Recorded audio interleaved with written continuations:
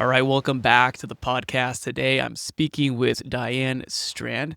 Diane is the founder of JDS Production and the co-founder of the nonprofit JDS Creative Academy, which works with mainstream, foster, and at-risk youth, as well as special needs adults to provide a career pathway of opportunities in visual, performing, and digital arts.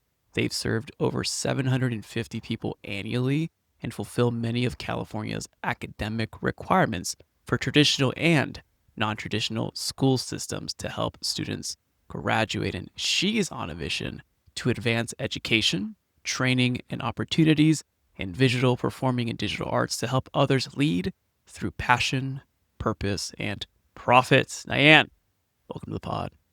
Thank you very much. I'm excited to be here. Look forward to the conversation. So many meta conversations that we can have around arts, the relevancy of arts, AI, purpose, work, the future. I kind of want to dial in your passion and your main focus around the arts. First and foremost, like what do you believe to be true around the arts that may be a little controversial or could be counter mainstream? If it's controversial or not, but the arts impact life and business in every single way.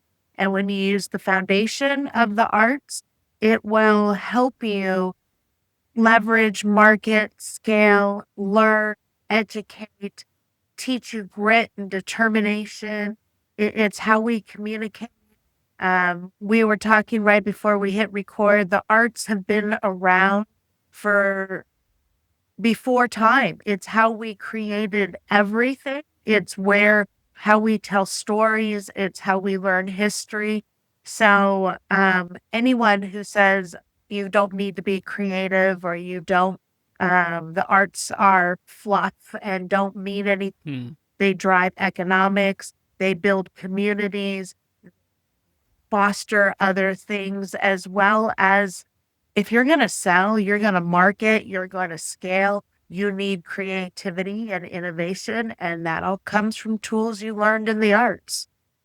And I firmly believe that I started as a creative and then I saw entrepreneurship as an ultimate path to be a big expression. Obviously, that's my belief, right? It's a path for an ultimate expression of creativity. But when I think of what you're saying, why I think this makes sense when we discuss about having you on the podcast, it's sharing this point that when I'm in the deal room helping clients close deals, or when we're looking at working with other types of partnerships, JVs, like in business, etc., the most creative idea usually wins. And it's not just like a creative idea that solves problems, but it's a creative idea how we can get everyone in the room to get what they want. And that does take a certain skill set that's not something that you can just learn simply from a book or a strategy book. And strategy in its essence, I think, can be creative. When you're working with, I mean, the population that you work with specifically, it's very diverse, which is amazing and it's really cool. What are some of the pillars of the stand? Like, if you were to look at the fundamentals around what you teach around the arts, what would be some of those pillars that we can kind of extract and kind of reflect on either our work, careers, or business so that we can better understand how arts truly apply? Now, we all learn differently. Some of us need hands on, tactile, different things. Some of us need to sit down and read the instructions, and it all has to be laid out and written for you. And some of us need to hear it, right? That's the auditory. So, those are the three ways that we learn. We're either hands on, we're reading how to learn it, or we're listening how to do it. And some of us all have strengths in different areas in that. And so when we're trying to learn, that's really what we have to, or teach, that's what we have to figure out is how our learner learns and how is it going to be best, whether that's a coworker, a colleague, someone we're coaching, somebody that is a student and starting with ABCs and one, two, threes.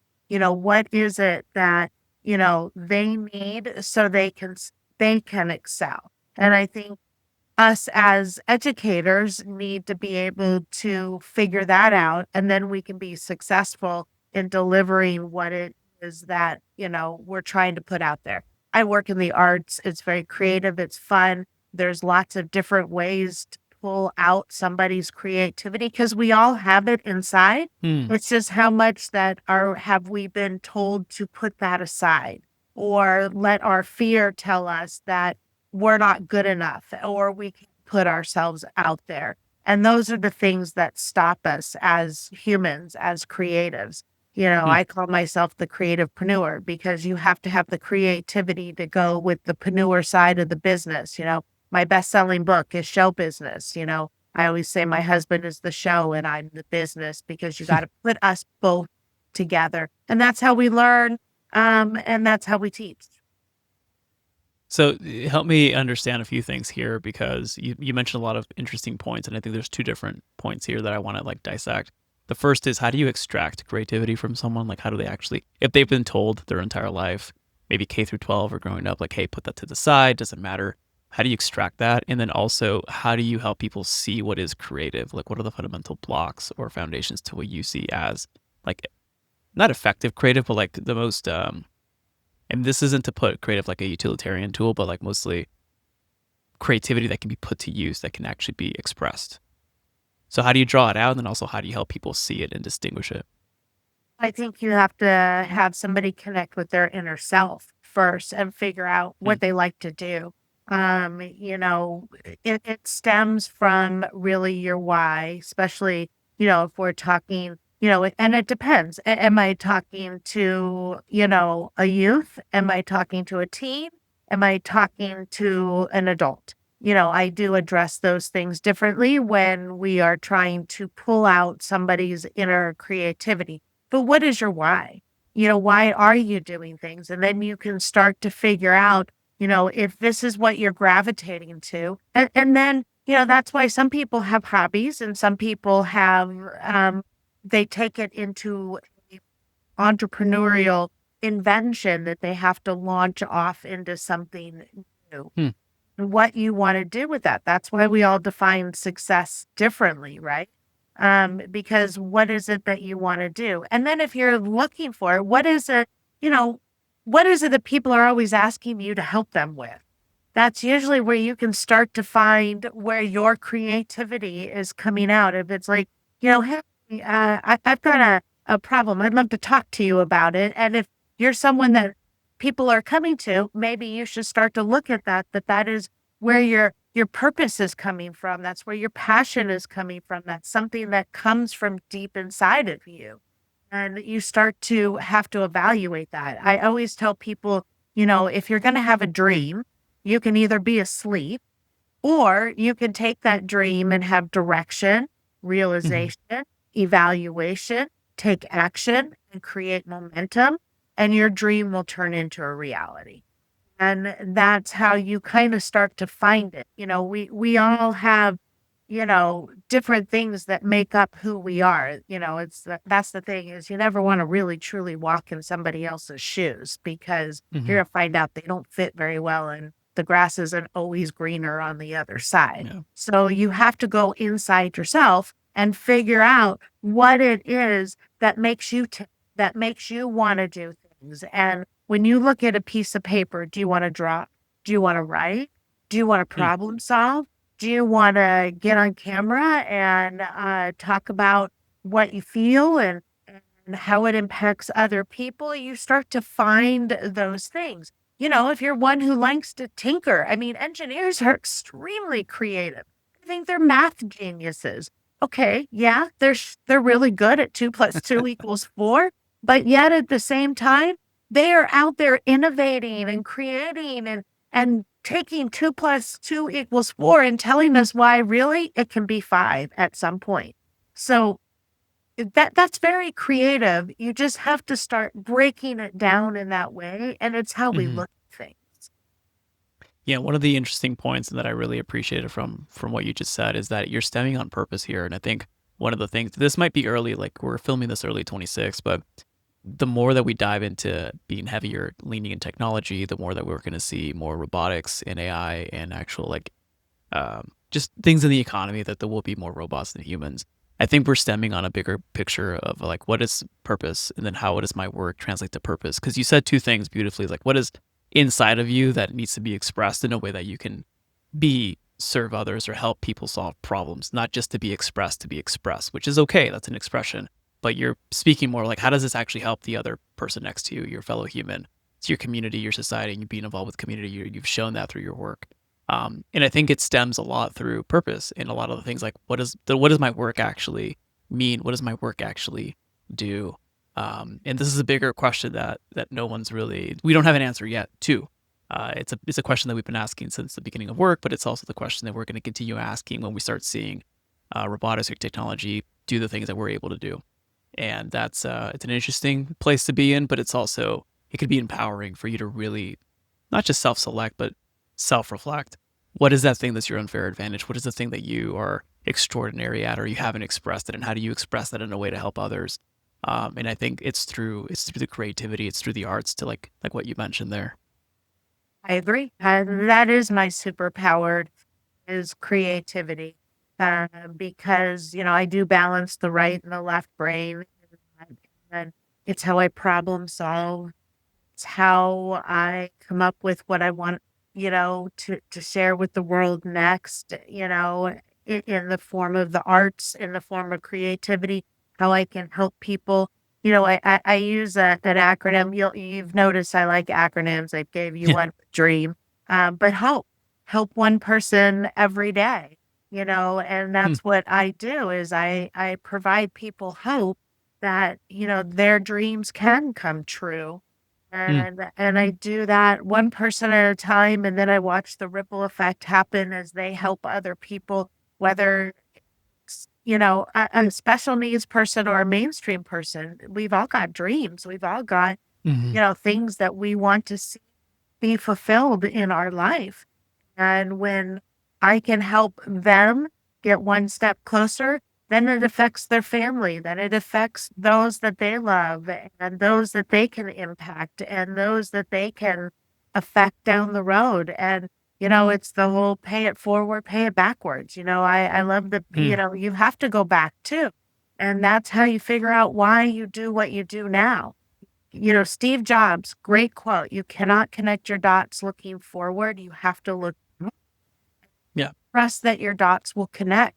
And I know exactly why I am where I am and why I do what I do. Could I have put it together?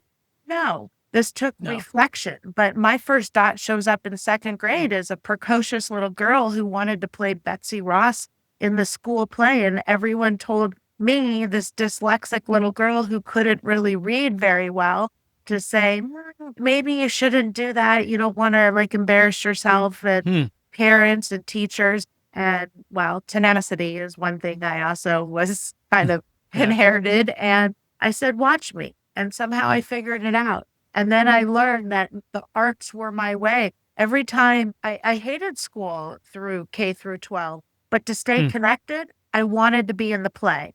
So I couldn't ditch as much or blow this off or do that like I really wanted Yeah. to do and my friends were doing. I mean, I'm probably going to date myself, but I grew up in the 70s and the 80s and, you know, the things that were hitting drugs and alcohol and teens were doing things that teens don't do today, thankfully, or some do. But, um, in that sense that, it kept me connected. It was the arts. It saved my life. It gave me Wow. direction, gave me purpose. And now I pay it back in tenfold, Yeah, and you're doing your best to do that. Yeah, I mean, there's a few qualities that I appreciate there. Is like one, you're a reflective person. You actually take the time to look back and really self-reflect. I mean, I was on a call with the founder just yesterday, and they haven't asked these kinds of questions, and they're midlife, right? So it's kind of interesting, and you've had that probably since earlier, which is fascinating. And I also want to shift that. Like, so a lot of the work that we do with Do Good Work isn't just to be successful for success sake, because that's vanity, but it's like, what is the actual purpose of the thing you're doing? And that, to your point, is depending on the person, their worldview, their mission in life, and their own perspective and their own reflection. And part of what you've been doing is building community, being part of the boards, being part of the Temecula community, and even building the nonprofit. Help me now switching lenses, like as a business owner, so maybe right brain or left brain. Um, what how did you make those decisions, first off, to hey, let's actually contribute? Second, what were some of the things that had to be true into the business for you to be able to contribute like you have been contributing? Because because I think that's a key thing. And once you reach like a certain state in business or in life where, hey, your cup is full, then it's time to overflow. Talk me more about that section in your life where you'd say, hey, let's do the nonprofit. I think I truly believe that the more you give, the more you get. Another great quote, Zig Ziglar, was, "You can have everything you want as long as you make sure that everybody else gets what they want too." Uh, Mhm. that's so true. In the fact that, as I started to give, I ended up getting a lot more in return. It wasn't that I set it out. I probably didn't set out as the most strategic, smart businesswoman back then, that, I gave far more away than I ever had in the beginning. And then Mhm. it did come back. And now, thankfully, knock on wood, we all got to put gas in our car, and, food on the table. And I've got 3 kids, and, all the things that go with that. So sure. Those are some of those are some of the icing on the cake. But I started, definitely putting the cake out there to be eaten before I ever iced it. Mm. In that sense, the nonprofit, everything kind of happened very organically. It was, I was a successful in Hollywood. I worked on shows like Friends and General Hospital, and built the high def control room at Staples Center.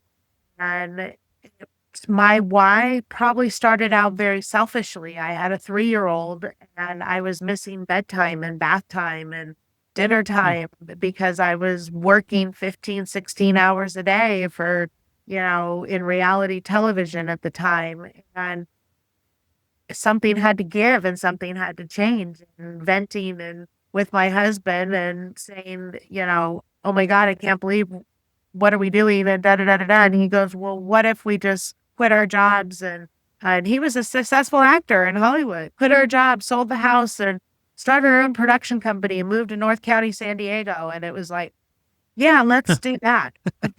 That's exactly what we did. And a month later, the house went up for sale.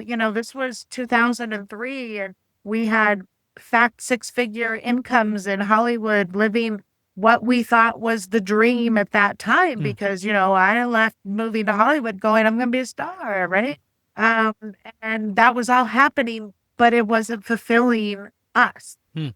And I don't know that I could have put that in words other than, I can't believe it. I missed bedtime. And venting in the Yeah. moment. Yeah. And then saying, yeah, let's do that. And then just taking action. The house went up for sale. I gave a month's notice. Who does that? But I did that. I gave a month's notice, and we packed up everything from the fish and the dog and moved to a rental house and started a business, and didn't, you know, bought equipment and took everything we had and invested in Mm. building a business. And then 5 years later, 2008, and we all know in 2008, markets crashed. Everything, all of the business we had built, they all decided we can't afford to outsource video production and multimedia. We got to do that in house. We got to save money. We got to da da da da da. And everything changed. So Mhm. once again, I had to get, you know, grit, determination. They were all tools of the arts. Now, was I saying, what tool from the arts can I use to do this? No. It It was was just inside of you. instinctively, it was creatively. I see it now in hindsight. I have perspective behind it. Um, but it took another try. It took COVID for me to figure out some of these things, right? Wow. Because then COVID happened. And how am I have, 30 adults with developmental disabilities who come to me every day, but now they can't come to me. How do I make this all work? I had to get Mm. creative one more time to hold it all together and figure it out. And now with perspective, because that's how we learn. And then that's how we teach other people. We have to see, pain and all the discomfort, that's just temporary. We get to the other Mm. side and we grow. And once we grow, if we don't reflect how we did it, we can't help others get to where They need to Mm. go. And we can't help ourselves get to the next place either if we don't do that. So again, another tool from the arts, is you try and really write your story. And that's really what it's about. It's storytelling. And especially in 2026, if you're gonna, everyone is very tribal and you do business with people you know, like, and trust, and you have to share who you are so people can figure out if they want to know you and trust you and like you. Hmm. That's been a key cornerstone. I think a lot of the themes and that I really appreciate from your story and like honor from your stories is the fact that you, like you mentioned, you weren't looking at which tool should I choose now. Which tool should I actually look at? It was intrinsically within you because you practiced. You did the thing. You actually lived the arts, and then from there, it manifested through the opportunities. But you used creative problem solving, and then you also, again, going back to this because like for you, it's like okay, common sense, but for most, maybe if you're listening to this, make sure you reflect. Make sure you reflect the week, the month, the year. Like, what are the themes? Because if not, you're going to repeat the same patterns where you won't be able to see differently within your existing reality of like what opportunities lie within you. Um, where are you heading? Like, so you created all these different connections. You're seeing that from backwards. What are some of the big leaps of faith? Because you also took significant leaps of faith. Like you trusted that this was going to work. Um, where are you heading? How are you connecting the dots moving forward, or what are you letting the chips lay where they fall so you can connect them later? Absolutely. Well, you say I trusted that it would work out. I trusted in myself. And I think that's the bottom line, is trusting in yourself. I always tell people, trust in yourself a little bit more than you don't. It's the 51% rule as we're Hmm. starting to move forward.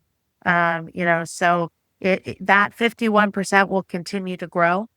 And as you do things that you say you're going to do, whether it's make the call, send the email, do the ask, step outside the comfort zone. The more you do that, the more you start trusting yourself and you can build more. You put coins in that confidence bank and you build more. And you can port confidence. If you know you're good at something else, borrow it for something else as you continue to grow. And then yes, reflect and look back. But you got to plan ahead, at the same time. You asked where I'm going. And, we just, we're filming this early in January 2026. We just came off of the new year, as I was in that no man land time between, Yeah. holidays that, it's like I always write a letter to myself and then I open Hmm. it a year later. I come up with words for the year. Like this year, it is connection, strategy, and structure. Those are my words for the year. And then I plan events around it. I mean, my 2026 calendar is planned and booked. I've got, actually, next week I'm going on the marketers cruise till I've got a confidence and creativity event for business leaders and thought leaders early February. We've got DigiFest, which is back in the content creator space, which is in its 10th year. This is an international uh, digital media festival, 3 days. We bring Hollywood here. It's competition. It's a networking event. So I hope you enter this podcast into DigiFest or one of your other great podcasts that you do. It's for short film, video, marketing, graphics, podcasting, music, all the digital things, acting, script writing, photography. And then I'm going to Kenya later this year when my book comes out on a tour for the creativepreneur and doing a humanitarian tour and bringing the arts to Kenya. So, Wow. I plan ahead. I look back. That really is the way to, um, you know, keep in your lane, stay focused, at the same time, get creative and help people along the way. No, I love it. What would be like the capstone that you think? You said creativepreneur. You said a lot of different thematic things that again, these are golden nuggets, but what would be like the capstone that you would describe like the journey that you're on?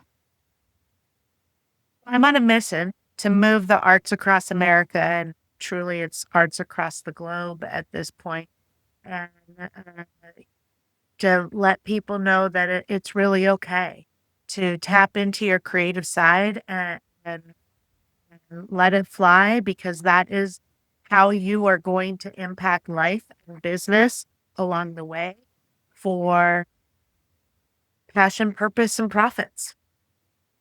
I love it. Diane, for our listeners out there, where's the best place for them to thank you for being on and to check out more of your work? Well, thank you. You can find me all over social media at Diane Strand. Also, hashtag JDS Family. You'll find my production company, JDS Video and Media Production, the Actor Studio, JDS Actor Studio, and our nonprofit 501c3, JDS Creative Academy, DigiFest. And we didn't even talk about the TV show, Spirit of Innovation Arts Across America. That'll have to be a whole nother show. But those are all places that you can. Wonderful. We'll put those links in the show notes. Diane, thanks for being on again. All right. Thank you so much for having me. Thank you for listening to the podcast. If you'd like to get more of these podcasts, please go ahead and subscribe to wherever you're watching or listening to the pod. If you have any suggestions or questions that you want me to answer on the pod, or you have a guest that you want me to interview, please go ahead and email me all of your suggestions and questions at podcast@dogoodwork.io. That's podcast@dogoodwork.io. If you'd like to give me public feedback, you can go on Apple Podcasts, and from there, you can leave up to a 5-star review. I would greatly appreciate that. If you like more free resources where you can get my best strategies to help you increase your company's performance and scale profitably, you can get handpicked articles to propel your growth, and you can get trainings and discussions that I give freely online, as well as low-cost resources such as my books and guides. You can get all of that by going to dogoodwork.io/resources. 90% of all of these resources are not behind any email opt-ins. You can get instant access by going to dogoodwork.io/resources. Now, if you'd like to accelerate your progress and shorten the gap between information and action and start seeing results in your business, let's work together to increase your company's performance and scale profitably and serve more clients without the overwhelm. You can request a free clarity call to see how we can best support you to reach your goals by going to dogoodwork.io/apply. Again, that's dogoodwork.io/apply. As always, it's an honor to be a small part in your journey. This is Raul Hernandez. Do good work.